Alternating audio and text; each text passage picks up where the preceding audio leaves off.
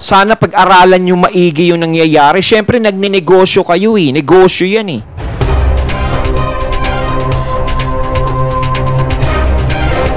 Hey yo, what's up? Ako nga pala si BT at dito tayo ngayon sa BT Reaction and welcome to my channel, Tunay na Kritiko. At meron po tayong panonooring video ngayon. Ito po ay nagmula kay Durs TV. Sa mga hindi pa po nakakabisita sa channel ni Durs TV, bisita na po kayo mga katunay. At kung hindi pa kayo nakakapag-subscribe, subscribe na din po kayo mga katunay kay Durs TV. At syempre, huwag nyo rin po sana kalimutan na mag-subscribe dito sa channel ko sa Tunay na Kritiko. Follow me, yeah.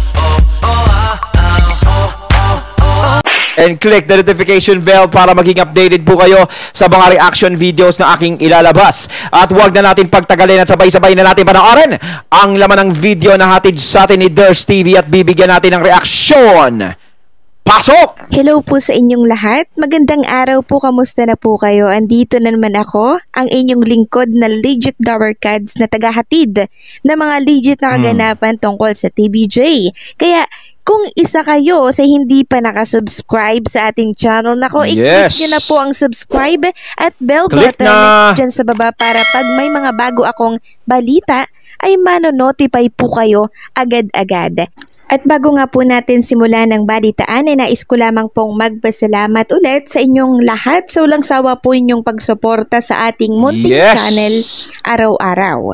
So eto na po at simulan na po natin agad ang balitaan at unahin natin ang tungkol po sa mga ads na pumasok sa tatlong noontime show sa ating bansa. Ang Tape Bulaga at ang Showtime at ang EAT.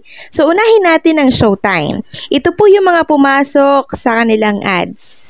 Ads count August 23, today po yun, 2023. Live broadcast of its Showtime on GTV. We have seen 123 TV ads during all of the 4 commercial gap on it. So gap 1, meron po silang 33 TV ads. Gap 2, 30 TV ads, Gap 3, 42 TV ads, and Gap 4, 18 TV ads. So kung mapapansin nyo po, mataas ang ads na pumasok sa kanila, hindi ibig sabihin nun, talo po nila ang EAT. So ganito po kasi yun. Umaabot po ng Gap 4 ang Showtime, ang EAT hanggang Gap 3 lang po. Mas mababa din po ang oras ng, mas mahaba din po yung oras ng 8 Showtime, kumpara po sa EAT na 2:30 pa lang tapos na po sila. Habang ang 8 Showtime, umaabot po ng 3 PM, kaya expected na mas lamang po ang TV ads nila kumpara po sa EAT show. Haba, no? Talagang lalamang talaga sila doon kung hanggang 2:30 lang ang EAT. Diba? Sukat na sukat lang doon yung mga ads. Pero kung ikaw mahaba, eh syempre tuloy-tuloy pa rin yun. Habang ang ads count naman po ng Tape Bulaga ay narito, basahin po natin. Ads count August 23, 2023, live broadcast of Isko led New It Bulaga on GMA. We have seen 61 TV ads during all of the 3 commercial gap on it. So Gap 1, 21 TV ads, Gap 2, 21 TV ads, consistent. Gap 3, 19 TV ads, medyo bumaba ng 2, no? So 61 at TV ads lang po ang pumasok sa kanila.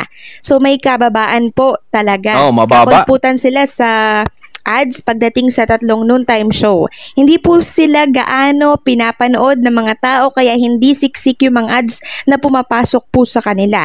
Yung sinasabi natin na syempre yung mga advertisers talaga is namimili talaga yan ng show o kahit anong palabas. Kung alam nilang malakas, doon sila maglalagay. No? Yung Showtime kasi kahit papaano, may mga supporter na din yan Pero hindi talaga ganun kalakas yung advertisement na lalabas. Hindi katulad sa EAT. Halos ang tagal-tagal nga ng commercial nila. No? Dati talaga, pag sinasabi nga natin, haba ng commercial mo, nakakainis na manood. No, puro commercial na lang pinapanood natin, tapos meron kang importante, yung importanteng yung sinusubaybayan, yung ayan na, may gagawin na silang ganyan, bigla magko-commercial, nakakabuisit. 'Di ba? Yan kasi yung bumubuhay sa isang show. Yes. Yung ads na pumapasok sa isang programa. Tama. Kaya pag yan po ang nawala, masamang pangitain po yan. Meaning, hindi na po kumikita at nagre-rate ang isang show pag ganon. Kaya maswerte na po Hindi lang sa hindi nagre-rate. Sigurado. Wala ads, wala kita, wasweldo. Lugaw. Malamang. Dahil dyan sila kumukuha no, ng ipapasweldo. Kung walang nag-a-add sa'yo, paano pa? Diba? Lalo na pag konti lang. Hindi tatagal yung programa mo. Pwera na lang talaga kung yung may hawak talaga sa programa na yun, yung hindi talaga masyadong nabibisita ng ads, yung hindi masyadong napapanood ng mga tao. Depende na lang talaga kung super-duper yaman mo. Pero kahit super-duper yaman, tapos talagang walang ads talaga gano, no? Tapos walang nanonood. Diyos ko, Mario Joseph Santissima. Itutuloy mo ba yan? Siyempre, tigil mo na lang. Alam mo, tigil na lang natin to para naglolokohan na lang tayo, Diba? Alos, paluwal ka ng paluwal. Kung ikaw magpapaluwal, siyempre, sakit naman nun. Magtatayo ka ng negosyo, tapos magpapaluwal ka lang na magpapaluwal. Kaya ka nga nagtayo ng negosyo para kumita, Tapos, oy, Diyos ko naman. Ang masama pa dyan, yung marami ka pang pinapasweldo. Tapos, ang lalaki pa ng sweldo nila. Ako po! Sakit sa bangs. Take Bulaga kasi kahit papaano may pumapasok po sa kanilang ads kahit hindi po ganoon kadami. Samantalang eto naman po yung Kahit ads naman paano may pumapasok, kaya medyo merong panabla pa ng konti. Diba? Kasi kayo sabi ko sa inyo ibahin nyo na lang yung pangalan nyo para baka mas dumating pa yung panahon na makakuha pa kayo talaga ng ng sarili nyong suporta, tapos biglang gulat kayo. 'Di ba? Iniba niyo pangalan niyo, tapos pasukan na yung mga sa inyo dahil may mga tumatangkilik na sa inyo. Kumbaga sinusuportahan na kayo sa original niyo. Ako nabibigay pa nga ako Si Raulo Hindi, kumbaga syempre kahit papaano dito is balabalanse tayo. No? Ang pinaglalabanan lang dito natin is yung pangalan.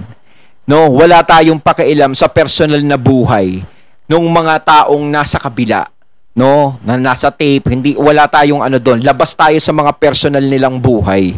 No, ang ipinaglalaban lang dito is yung syempre yung karapatan sa pangalan na kinukuha nga ng TBJ at ibinibigay din natin yung sarili nating suhestyon. No, napalitan nyo na lang kasi yung pangalan nyo, ibigay nyo na lang sa TBJ. Baka sakaling maging magandang feedback pa, no? Sa inyo yung mangyari, maganda yung kalabasan. Kasi hangga't nakapaloob talaga yung yung Itbulagang pangalan is marami, komplikado masyado 'Di ba? Komplikado. Sana pag-aralan niyo maigi yung nangyayari. Syempre nagninegosyo kayo Negosyo 'yan 'Di ba? Kailangan kumita kayo. So kung ano yung nagti-trigger ng kahinaan nyo, nung kahinaan ng ginagawa nyo, syempre, yun ang kailangan yung alisin, yun ang kailangan yung baguhin. So, kung binunot nyo na yun, o tinanggal nyo na yun, tapos gumawa kayo ng sarili nyo, baka mamaya, o bigla kayong mag-boom. Yun ang importante dun Kasi simple lang, yung pangalan lang naman Yung pangalan lang naman talaga ang kukunin dyan No, yung pangalan lang naman talaga isusuko nyo Yun lang, napakasimple. Wala na talagang mangyayaring hindi maganda na feedback sa inyo. Diba? Pwede na akong advisor. Pwede na ba? E80 show kanina. Ito po yung mga pumasok na ads sa kanila. Ads count August 23, 2023 live broadcast so P80. So live na pala sila ngayong araw. TBJ led on TV5. We have seen 80 TV ads during all of the 3 commercial gap on it. So gap 1, 30 TV ads. Gap 2, 20 TV ads. Gap 3, 30 TV ads. So total of 80 TV ads ang pumasok po sa E80. So, hindi na po masama. Normal nilang TV ads ito pag weekday. Pero pag weekend, mas marami po yung ads na pumapasok. So, marami po kasi yung mga nakapahinga sa trabaho po nila, kaya marami po yung nanonood. Kaya dyan tayo medyo bumabawi. Pag Friday, Sabado, ganyan, tas pag holiday. So, at least hindi mababa katulad ng iba dyan na kahit weekend, mababa pa din po yung pumapasok na TV ads, maging yung ratings po nila. Samantalang ang E80 show ng TBJ, consistent po sa top 1. Samantalang pag-usapan... Kasi kahit may trabaho may mga nakikita nga ako na dadaanan ko Mga karinderya, mga tambayan, telebisyon, minsan yung mga toda, may mga telebisyon dun eh. E80 yung pinapanood sa tanghali. Dun pa lang nakikita ko na. 'Di ba? Ang daming nanonood talaga.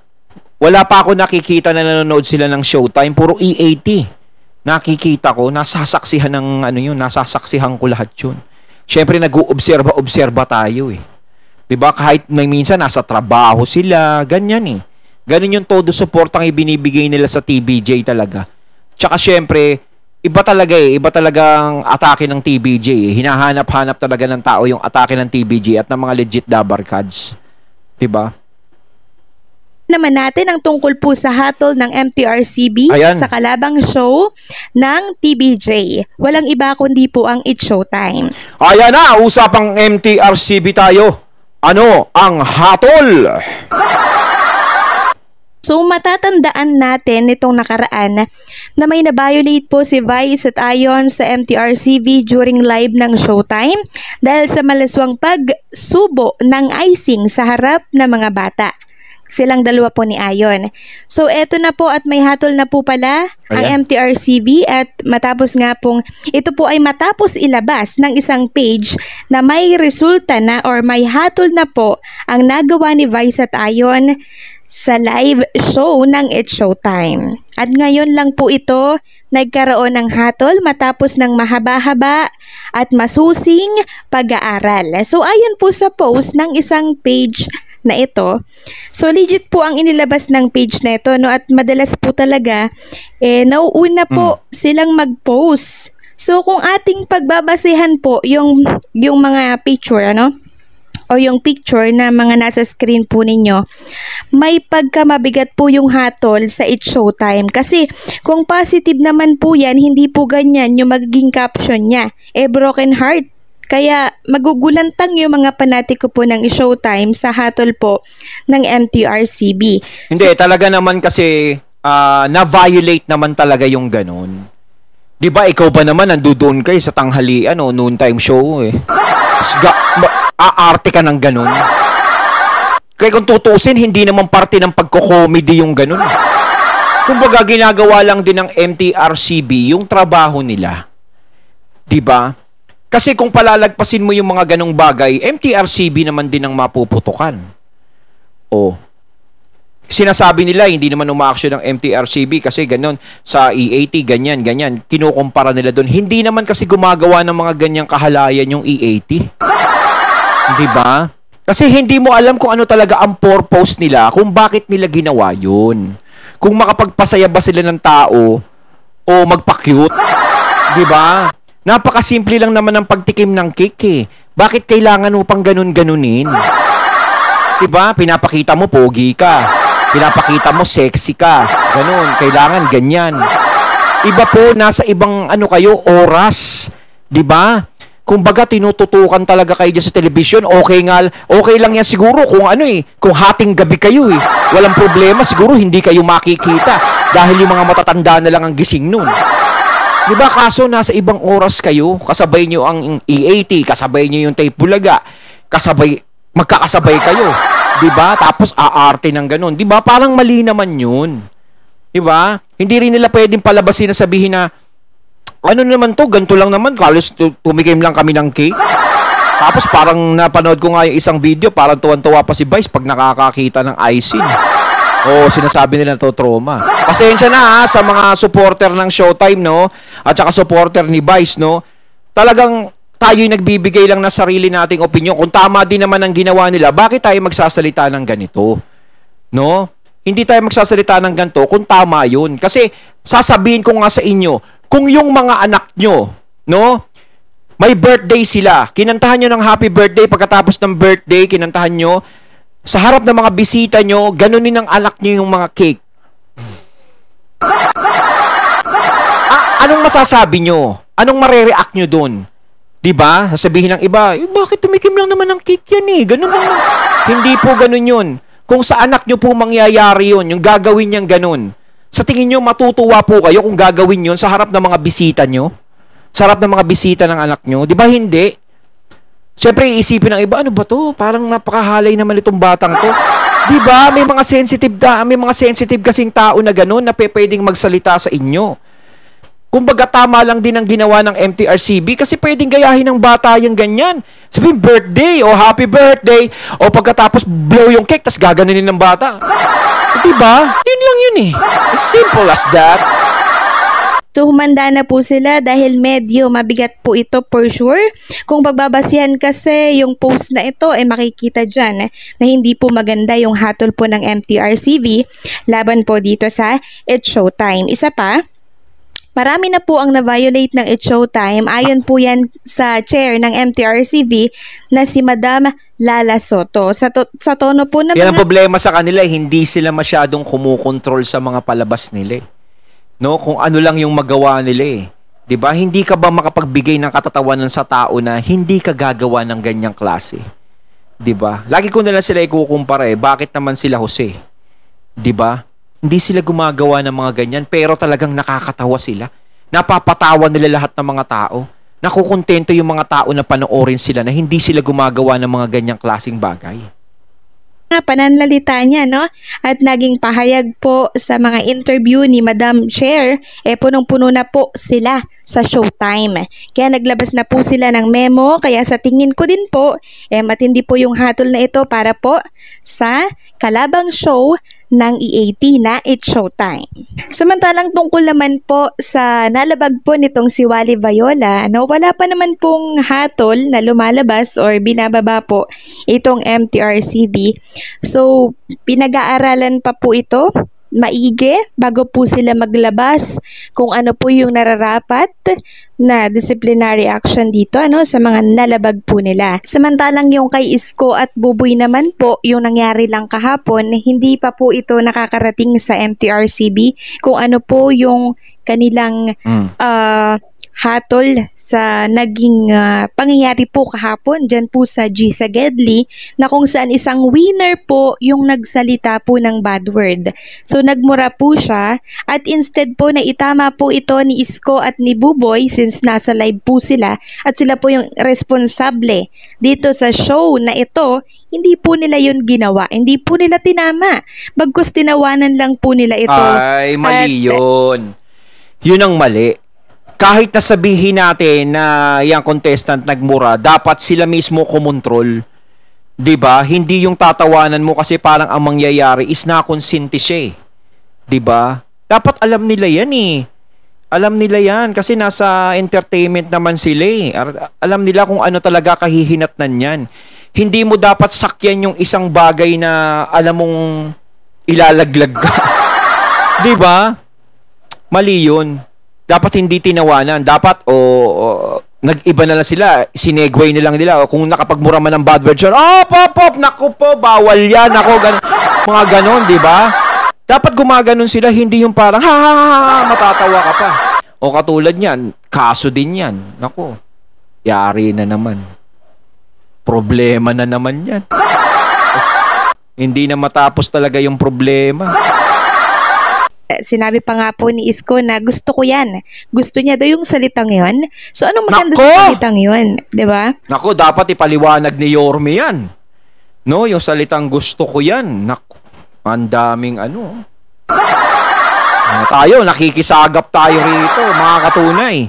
Diba? Dapat ipaliwanag ni Yorme yun, no? Dapat magsalita sila dyan. Kasi, no, ayan nga, nabigyan ng kahulugan yung ganyan. Kung ano yan. Naku. Sabit na naman. Salip na itama po sila, pinagtawanan pa nga naman sila nitong si Isko at ni Buboy. So, kung tutuusin, dapat itama po nila yun. Oo, paliwanag ni Yorme yan. Live show mga po sila. Bagay. Marami po yung nakakapanood, lalo na po yung mga bata dyan, yung mga Gen Z, yung mga kabataan dyan, kung ano pa naman yung napupulot nung iba dyan, ginagaya po nila. Ayun, at ating natungayan ng video na nagbula kay Durs TV. Ayan, lahat may mga kaso, Isang aksidente, yun nga kay Wally. Isang pa sinadya. Tapos, eto na naman, may bago na namang issue kay Yorme, tsaka kay Prince, ano ba to? Prince Ewan. Prinsipe. Ayan ha, dapat ipaliwanag nyo yung mga ganyang bagay. Alam nyo naman lagi ang MTRCB ay nakamatsyag yan, no, sa telebisyon, sa mga palabas dyan. At syempre pinapangalagaan nila yung mga manonood at huwag magaya ng mga bata kung ano man ang nakikita dyan. Diba? Okay lang sana kung gagawa kayo ng ganyan kung kayo ay nasa midnight show. Wala sigurong makakapanood nun. Diba? Halos ang gising nun, puro green-minded na. Kayo mga katunay na masasabi nyo tungkol dito. So once again, I'm BT and I'm out. Peace!